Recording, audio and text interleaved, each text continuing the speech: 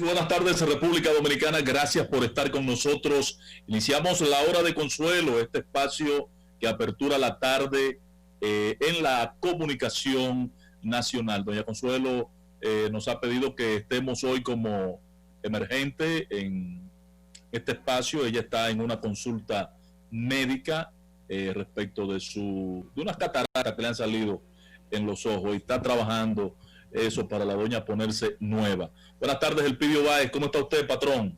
Excelentemente bien, sobre todo cuando estoy con usted. Me saluda doña Consuelo, a quien le tengo un aprecio especial. Y ella a usted, patrón, y ella a usted. A ella y a Capul. Elpidio, usted como que está más joven después del triunfo. ¿Qué cambió los lentes, el look? ¿O el triunfo de facto le renueva? Sabe que tener éxito, eso tiene un efecto vivificante en la vida de una persona. Claro. Y a eso le atribuyo ese de que usted tenga este look. Mire, ojos. Elpidio, vamos a posponer para otro momento. Me gustaría ver contigo, si es posible la semana que viene, el tema del futuro del PLD. Porque contigo uno puede debatir ese tema con mucha certidumbre, ¿verdad? Pero hoy vamos a ver, te hemos convocado esencialmente por el tema de la discusión del Código de Agua, de la Ley de Agua, y la carta que te enviara la doctora Martínez, doña Zoila, defensora del pueblo. Si me permites, antes vamos a ver 2 o 3 casitos que me gustaría también compartir con nuestro público tu opinión. En primer lugar, el anuncio hecho ayer por el presidente electo de la eliminación de la Oficina de Supervisores de Obras del Estado. Parece que esta es una acción populista, popular. He visto comentarios en medios y redes que felicitan la decisión, se acabó la corrupción, esa cuna de ladrones, esa cueva de ladrones y todo aquello. Sin embargo, y he visto inclusive empresarios del Elpidio con mucho nivel, como es el caso de Celso Juan Marrancini, que también salen a opinar y que sí, que están de acuerdo con el... Pues yo no entiendo, pero bien, yo no estoy conteste con esa decisión, porque creo que si bien OISOE debía jugar el rol para el cual fue concebida, de ser una entidad supervisora de la construcción, garante de la calidad, de las normativas, de todo ese aspecto, al margen de quien construye. Obra Pública construye, bien. Sabica construye, el INVI construye, perfecto. Supervisora, fiscaliza, bien. Pero no se dio nunca, se convirtió en una entidad constructora. Más que constructora, realmente la institución estuvo desacreditada en un momento determinado. Al término de los gobiernos de Leonel Fernández, esto fue escandaloso. Ahora, cuando se le dio la nueva función de construir y reparar los hospitales mediante una especialización que se dio en torno a esto, yo creo que cobró una importancia relevante en la sociedad. Corrígeme, Elpidio, por favor. Mira, esas oficinas que antes eran 2, en los tiempos de Balaguer eran 2 oficinas, una supervisora y una constructora. Coordinadora de obras del Estado. Correcto, ahí estaba Bebecito. Y después tuvo Cerulle. Así es. Pero antes tuvo otro ingeniero, el ingeniero Fernández. Sí. ¿Para qué fueron concebidas esas 2 oficinas dependientes del Poder Ejecutivo? Para construir obras rápidas, obras pequeñas y obras públicas, para construir grandes edificaciones, claro, grandes infraestructuras. Entonces, cuando al presidente le piden en una comunidad que haga una obra pequeña, entonces el Poder Ejecutivo dispone de fondos del presupuesto de la presidencia, se lo pasa a esa oficina y da respuestas rápidas, respuestas que no da obra pública. Tú eres ingeniero y tú sabes de lo que estamos hablando. Hay que cumplir con todo un protocolo en obras públicas para poder construir esas obras concursos, sorteos, vaina, todo aquello, Bien. mientras administrativamente OISOE puede ir y ejecutar la obra. Ese fue el concepto que llevó a crear estas dos oficinas que luego en el gobierno de Leonel se refundieron en una sola. Correcto.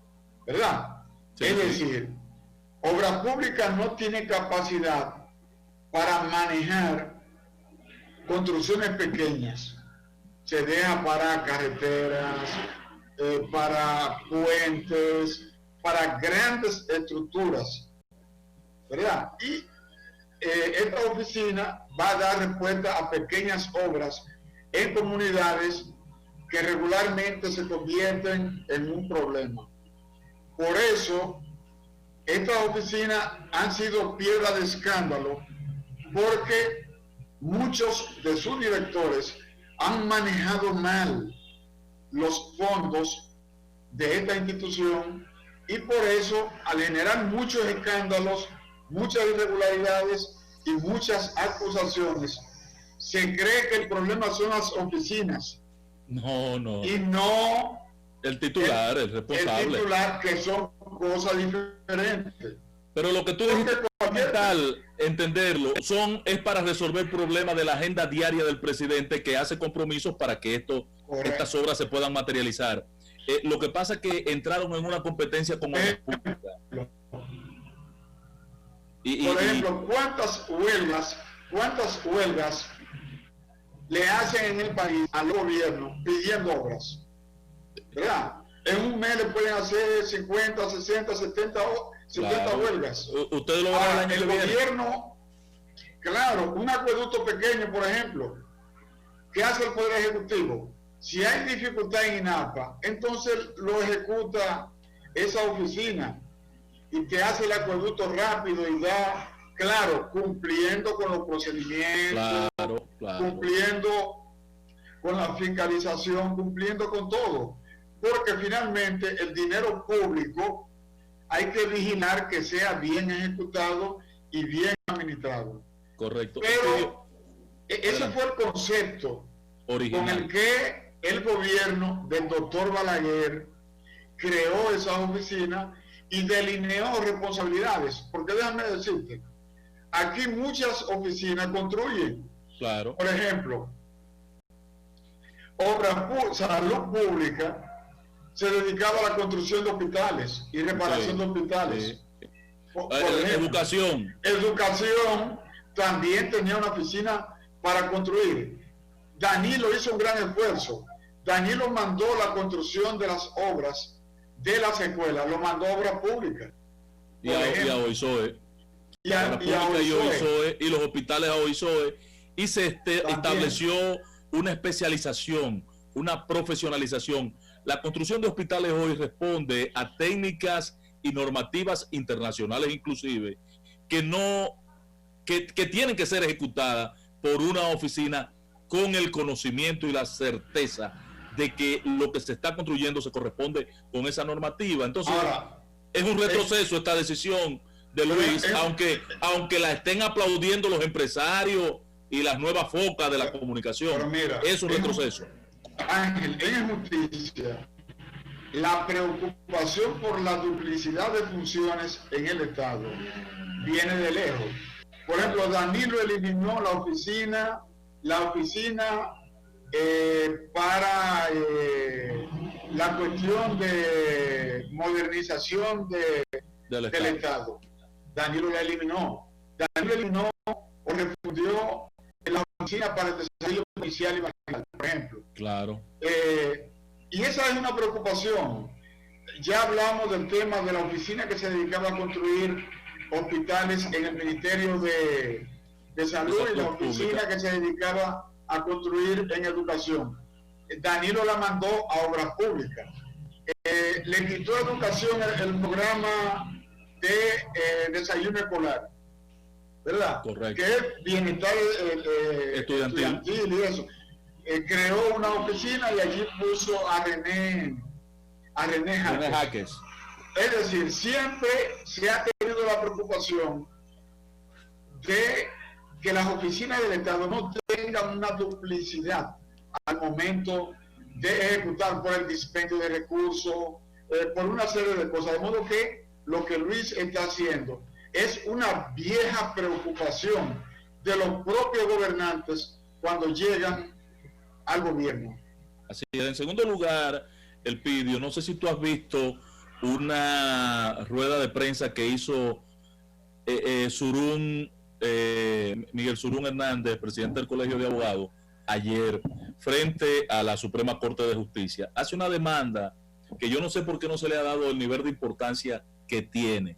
Él está demandando o que ustedes en el Congreso le hagan un juicio político a Luis Henry Molina, o que el presidente convoque al Consejo Nacional de la Magistratura para hacerle una evaluación y destituir a Luis Henry Molina.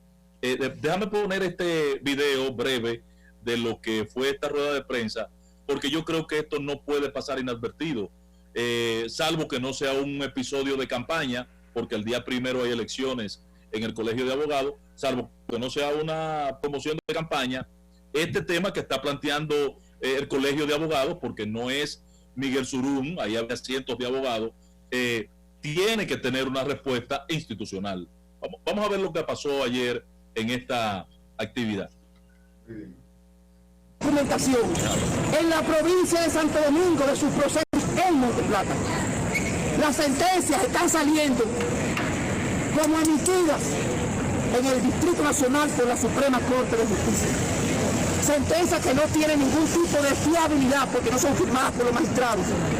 En flagrante violación a la ley 821 y a las normas procesales más elementales del debido proceso.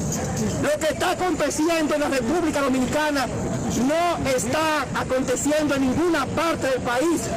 Y reitero, existe el fin inconfesable de controlar las decisiones que los jueces emiten, que en este momento se encuentran ante un ambiente de terror, coerción y limitación en cuanto a sus funciones. Obviamente le han hecho caso omiso. Vamos a bajar. Sí, ahí está Elpidio. Además de eso que él plantea, él enumera una serie de irregularidades que acusa a la Suprema Corte de Justicia y de manera directa al presidente de la Suprema Corte de Justicia, al magistrado Luis Henry Molina. ¿Tú tienes conocimiento? ¿El Congreso ha tomado parecer al respecto? Mira, el gobierno de la justicia, que es un poder independiente, claro, descansa en el Consejo del Poder Judicial. Claro. Yo lo que pienso es que él, en su condición de presidente del colegio, debe presentar una acusación formal documentada con pruebas ante el Consejo del Poder Judicial, y los jueces que resulten responsables de su acusación, entonces que sean procesados. Pero suena mucho a propaganda, querer tener un papel en la opinión pública, decir que la Suprema, no, hay un consejo y tú tienes que establecer responsabilidades. O sea, ¿qué juez emite sentencia con irregularidades? Pero en el caso particular de Luis Henry, ellos están haciendo la acusación de que él ha estado manipulando la justicia con el tema de la pandemia, al cerrar los tribunales y materializar audiencias virtuales. Está manipulando los jueces, está manipulando sentencias, ha emitido disposiciones para modificar la estructura del Poder Judicial. Hay una serie de cosas ahí que está enumerando. Esa es una acusación irresponsable, porque cada sentencia es emitida por un tribunal. Claro. Y ese tribunal tiene un juez o tiene una corte, o es una corte. Entonces, o es un equipo colegiado de jueces. Claro. Entonces, el tribunal que haya emitido una sentencia que se considere contraria a la Constitución o violatoria de los procedimientos, ellos deben de documentarla. Claro. Claro. Porque lo que está ocurriendo no acontece en el territorio nacional entero, en todo el país, sino en algunos tribunales. Ellos deben decir qué juez emitió esa sentencia, ¿Qué juez violó el Código Penal, el Código Civil? ¿Qué juez violó la Constitución? ¿Qué juez vulneró un derecho fundamental de un procesado? Entonces, deben ser responsables haciendo sus acusaciones. Pero una acusación genérica, una acusación que busque generar un impacto en la opinión pública, puede tener otros fines distintos a corregir alguna irregularidad. Bien. Elpidio, entremos al tema, perdón, permíteme antes de que entremos al tema porque te convocamos, dar esta información.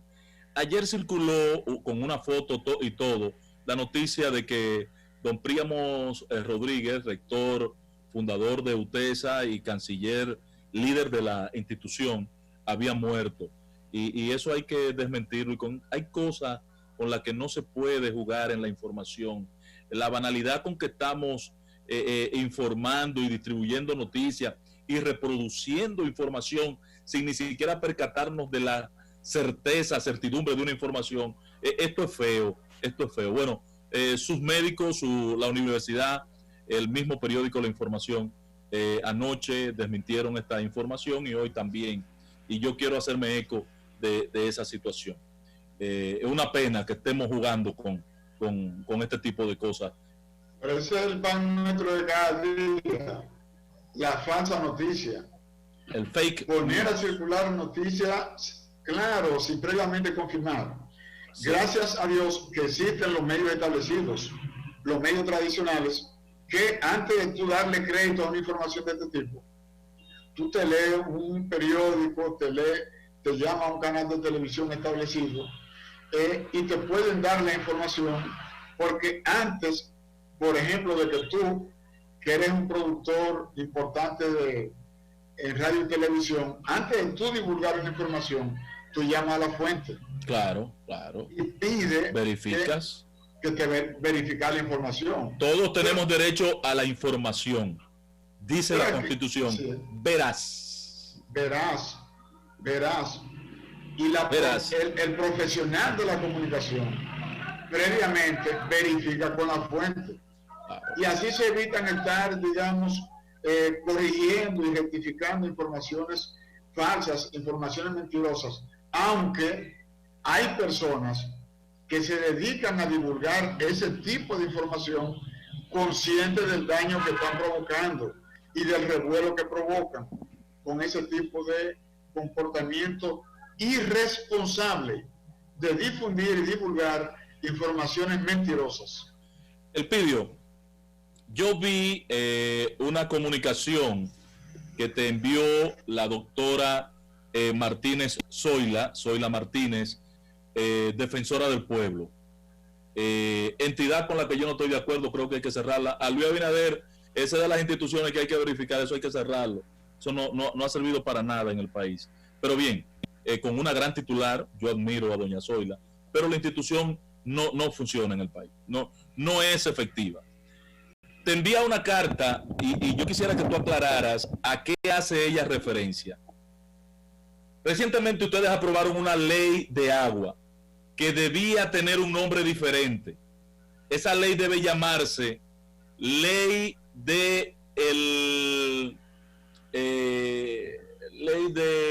que regula no el cauce de los ríos, sino las cuencas hidrográficas de la República Dominicana, porque no propiamente ella administra el tema de agua, sino las fuentes, los orígenes, los entornos de ríos, arroyos, lagunas. O sea, no es propiamente agua potable, ni a las coran, no maneja el agua sanitaria, el agua que se consume en nuestros pueblos, ni siquiera la que se distribuye, no entiendo a cuál de las leyes es que ella hace referencia y que acusa de que hay una intención de hacer un ejercicio de privatizar la gestión de los servicios públicos, en particular el del agua.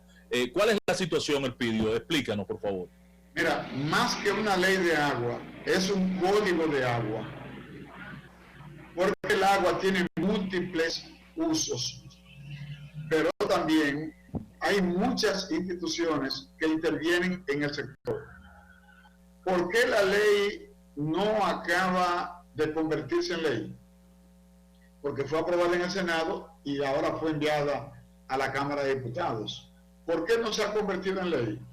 Porque hay una disputa por el liderazgo en el cumplimiento de la ley, como ocurrió con medio ambiente, por ejemplo. Por ejemplo, tú hablas de agua, pero en lo que es la gestión del agua, interviene medio ambiente, como debe ser. Claro. Interviene la corporación, sí, por el tema de las hidroeléctricas. Claro. Interviene agricultura. Agricultura, por el tema de el agua para regar la tierra, ¿verdad? Interviene INAPA por el tema del agua de consumo humano en las provincias. Interviene, y las CORAN. Ahí viene la CORAN. Y el INDRI. Interviene el INDRI. Entonces, hay una disputa por el control, porque tú tienes que saber que el agua es un recurso estratégico por el que habrá guerras en el mundo.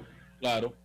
O sea, ahora lo que genera guerra es el control del petróleo, el negocio del petróleo. Eso es lo que está generando las guerras en todo el mundo, ¿verdad?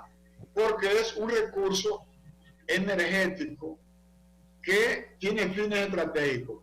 Pero el agua, la gente se va a matar por el agua, porque hay lugares en el mundo en donde prácticamente no hay agua. Por ejemplo, en varias islas del Caribe, el agua hay que llevarla en barco. O tener una planta desalinadora que convierte el agua del mar en agua potable. Perfecto, pero tú tienes, es muy cara, por ejemplo, la construcción de una planta de esa, muy cara. ¿Qué parte del territorio nacional no recibe, la población no recibe agua potable en su casa? No reciben el agua potable por tubería, una cantidad importante. Entonces, se está buscando gestionar con eficiencia ese recurso estratégico que se llama agua.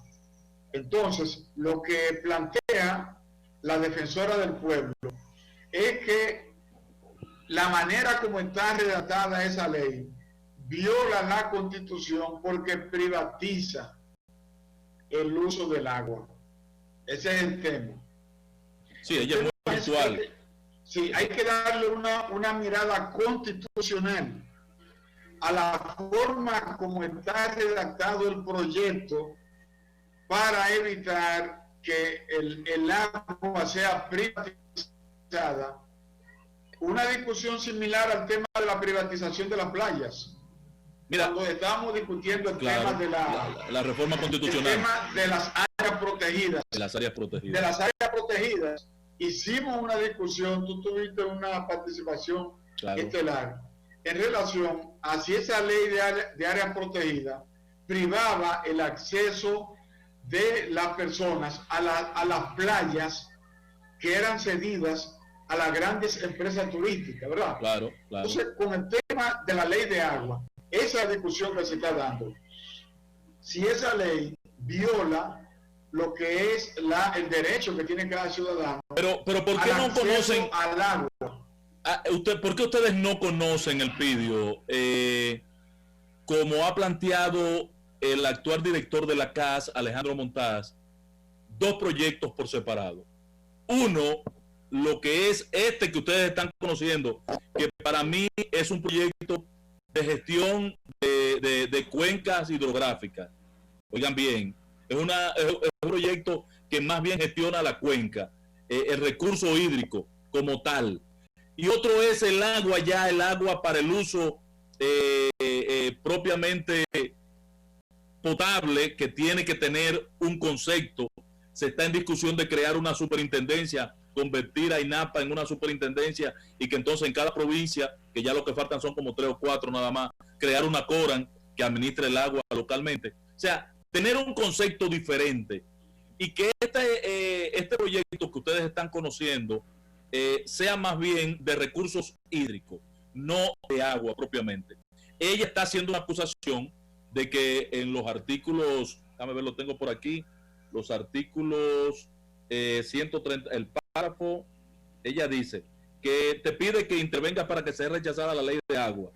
Se observa que en los artículos número 1, párrafo, 2, párrafo, 3, 30, 17, párrafo, 50, 55, párrafo, cuarto, 133, artículo 134, artículo 140, se tratan los temas de concesión y privatización, gestión participativa del agua y de las entidades prestadoras de servicios públicos. Este anteproyecto fue aprobado en 2 lecturas en el Senado y ahí entra, sigue, pero viola la Constitución en sus artículos 15, 37, 38, 61.1 y 147. De todos modos, lo que debemos hacer en la Cámara de Diputados es leer el proyecto tomando muy en cuenta los señalamientos críticos que hace la doctora en primer lugar. O sea, cuáles artículos son contrarios a la Constitución. Porque aún se apruebe en la Cámara de Diputados, ellos van a llevar ese recurso al Tribunal Constitucional. Y el Tribunal puede hacer que la ley sea devuelta al Congreso para que vuelva a otra discusión como sucedió. ¿Por qué ella te envía esa comunicación a ti en particular, Elpidio, o fue a todos los diputados? Bueno, yo la recibí, incluso tienen un número que ellos asignan allá en la Defensoría del Pueblo. Pero yo lo que he hecho es ponerle atención al tema. Claro, claro.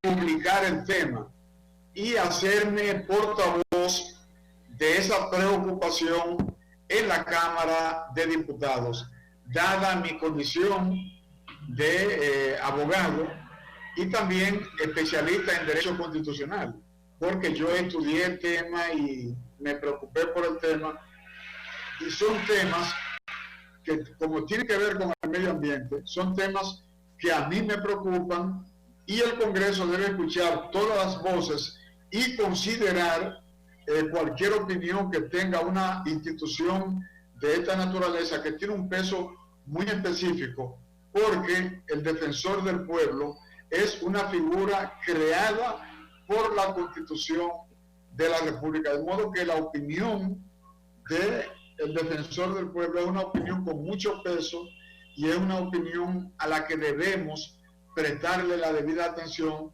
para no incurrir en algún error. Debo decirte que preocupación de ese tipo ya vienen siendo expuestas por doña Zoila Martínez. Recuerda el tema de la Cueva de las Maravillas. Claro. Yo no estuve de acuerdo con ella en la incursión en ese tema. Ese no es el rol del defensor del pueblo, pero bien. Ellos fueron al Congreso a oponerse a que por ley se le entregara la administración de la Cueva de la Maravilla a una fundación, ¿verdad?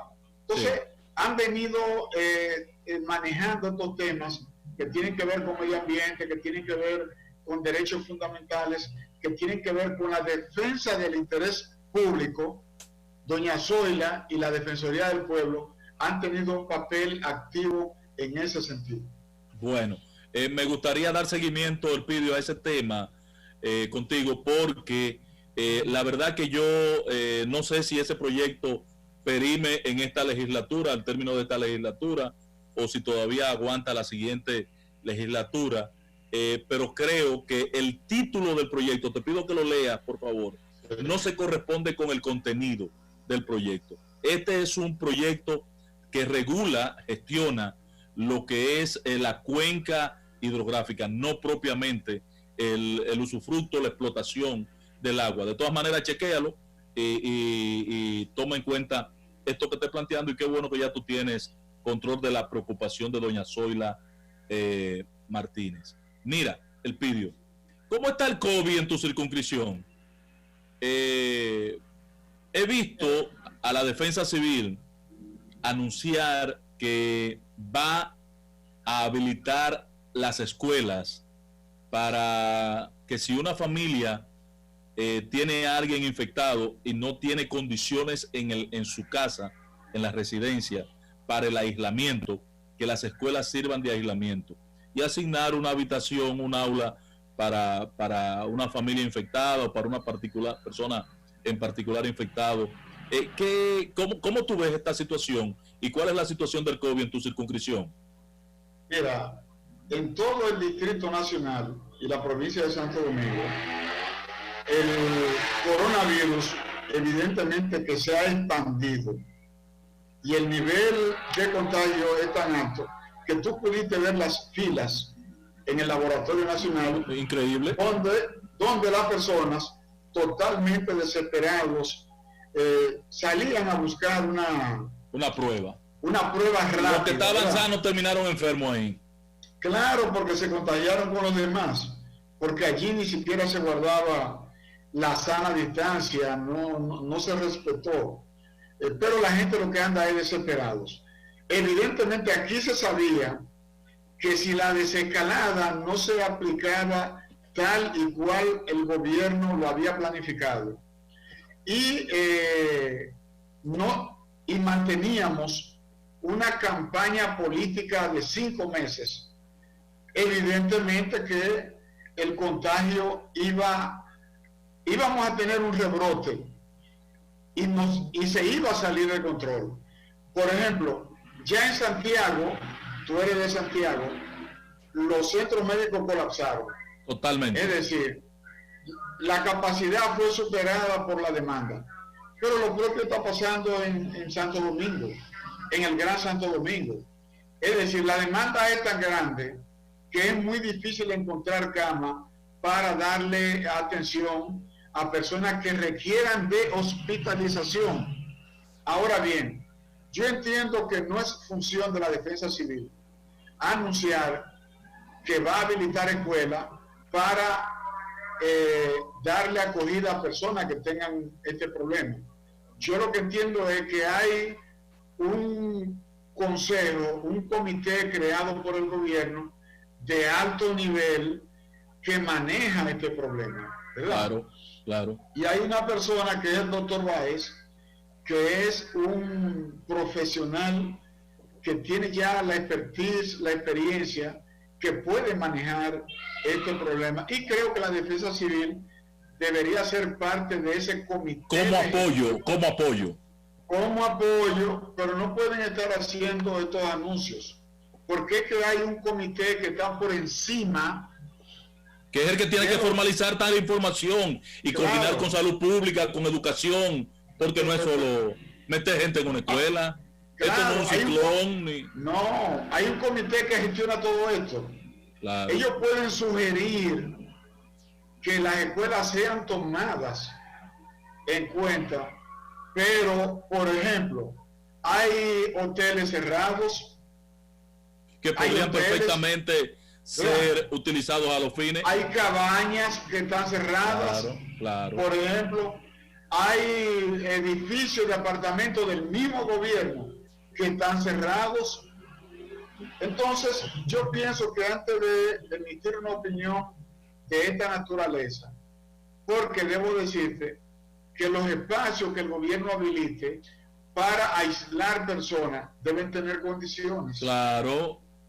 Y seguimiento de alimentación, seguimiento de sanitario, seguimiento médico. Venga acá, patrón. Porque no es meter en un lugar un almacén a un grupo de personas, porque esas personas necesitan cama, necesitan, como tú acabas de decir, alimentación, necesitan de una atención especializada. Un personal médico permanente allí. Hay que administrarle un tratamiento e irlos evaluando. Es decir, el asunto no es tan sencillo como pudiera creerse, pero reitero, la autoridad en esta materia está definida. Claro. Hay un comité de gestión que está dirigido por el sector salud y hay un personal que monitorea el comportamiento de las camas disponibles en los hospitales. Me identifico con ese planteamiento que hace el PIB. Entonces hay que tener mucho cuidado con este tema. Gracias, patrón. Éxito. Tenemos pendiente entonces la discusioncita sobre el futuro del PLD. Yo tengo una propuesta. Yo tengo la visión de que entre el PLD y FUPU, uno de los dos monos se ahoga. Para que tú me expliques por dónde podrían dar ese... Yo lo que creo es que el PLD... ¿Cuál es el mono que se ahoga? Elegir un candidato presidencial el año que viene. Y que Danilo asuma el liderazgo del partido. Lo tiene. Danilo lo tiene. Formal. Danilo, presidente del PLD. Claro, cuando culmine el Congreso del PLD, que deberá celebrarlo este año, si la pandemia lo permite, o a principios del año que viene. Pero el año que viene el PLD debe tener un candidato presidencial. ¿Para qué? Porque las demás fuerzas políticas ya tienen sus candidatos. Así es. Luis Abinader va a ser el candidato a la reelección del PRM. Y Leonel es dueño de un partido. Va a ser candidato de ese partido. Quique Antún va a ser el candidato del Partido Reformista. Elías Wessing Chávez del PQDC, Miguel Vargas, candidato del PRD. Entonces el PLD tiene que elegir su candidato con tiempo para que ese candidato pueda recorrer el país y cualquier desavenencia a lo interno, tener tiempo de corregirlo y el candidato de proyectarlo. Gracias, esa es la Pidio. posición que yo tengo. No, vamos a discutirlo la semana que viene, PLD. Patrón. Con el permiso de doña Consuelo, hacemos un ejercicio por esta vía de nuevo. Encantadísimo. Un placer. Muchas gracias. Okay. Muy bien. Señores, nos vemos mañana en este espacio, La Hora de Consuelo.